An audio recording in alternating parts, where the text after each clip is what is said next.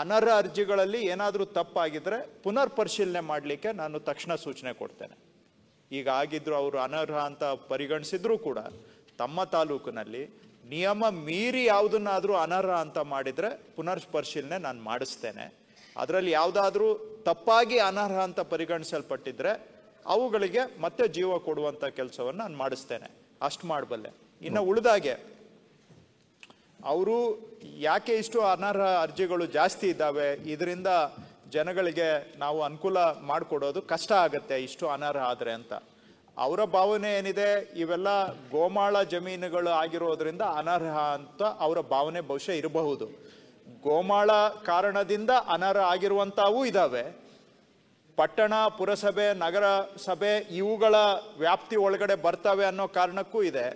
ಅದನ್ನು ಹೊರತುಪಡಿಸಿ ಅಲ್ಲದೆ ಮಾನ್ಯ ಸದಸ್ಯರು ಸದನದ ಗಮನಕ್ಕೆ, ಮಾನ್ಯ ಅಧ್ಯಕ್ಷರೇ, ಕೆಲವರು ಅರ್ಜಿದಾರರು 25 ಅರ್ಜಿಗಳನ್ನ ಹಾಕಿದ್ದಾರೆ. ಫಾರ್ಮ್ 57ನಲ್ಲಿ 25 ಕಡೆ ಅರ್ಜಿ ಹಾಕಿದ್ದಾರೆ.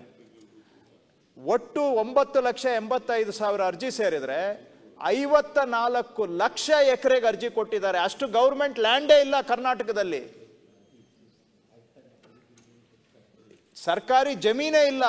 54 ಲಕ್ಷ ಎಕರೆ ಅಷ್ಟು ಪ್ರದೇಶಕ್ಕೆ ಅರ್ಜಿಗಳು ಬಂದಿದ್ದಾವೆ. 2005ನೇ ತಾರೀಕಿಗೆ ಅವರು 18 ವಯಸ್ಸಾಗಿರ್ಬೇಕಾಗಿತ್ತು.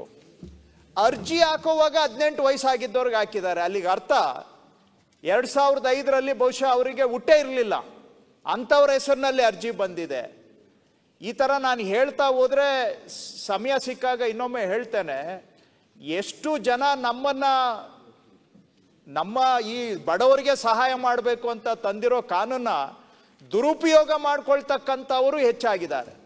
ಹಾಗಂತೇಳಿ ಗೋಮಾಳ ಇದರಲ್ಲಿ ಇರುವಂಥವ್ರು ಇಲ್ಲ ಅಂತ ನಾನು ಹೇಳ್ತಾ ಇಲ್ಲ, ಇದ್ದಾರೆ, ಅದನ್ನು ಉತ್ತರ ಕೊಡ್ತೇನೆ ನಾನು. ಆದರೆ ಉದ್ದೇಶಪೂರ್ವಕವಾಗಿ ಅಥವಾ ದುರುದ್ದೇಶದಿಂದ ಅರ್ಜಿ ಸಲ್ಲಿಸಿರೋರ ಪ್ರಮಾಣನೂ ಸಾಕಷ್ಟು ಇದೆ.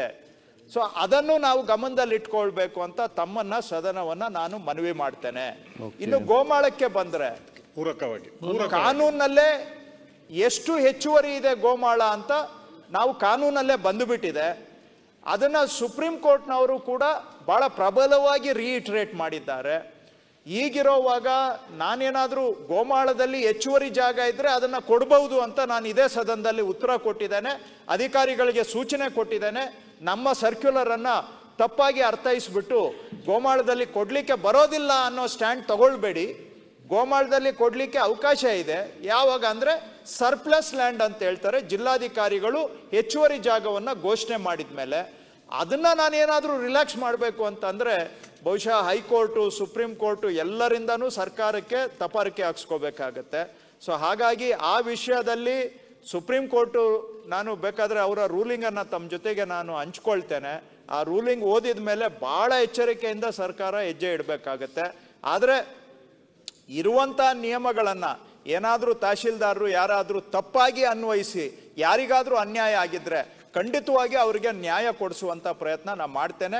ವಿಶೇಷವಾಗಿ ನಿಮ್ಮ ಕ್ಷೇತ್ರದ್ದು ಯಾವುದು ಅನರ್ಹ ಅಂತ ಪರಿಗಣಿಸಲ್ಪಟ್ಟಿದೆ ಅವುಗಳನ್ನು ಪುನರ್ ಪರಿಶೀಲನೆ ಮಾಡಿ ಅರ್ಹತೆ ಇರ್ತಕ್ಕಂಥ ಅದನ್ನು ಪರಿಗಣಿಸುವ ಒಂದು ಸೂಚನೆಯನ್ನು ನಾನು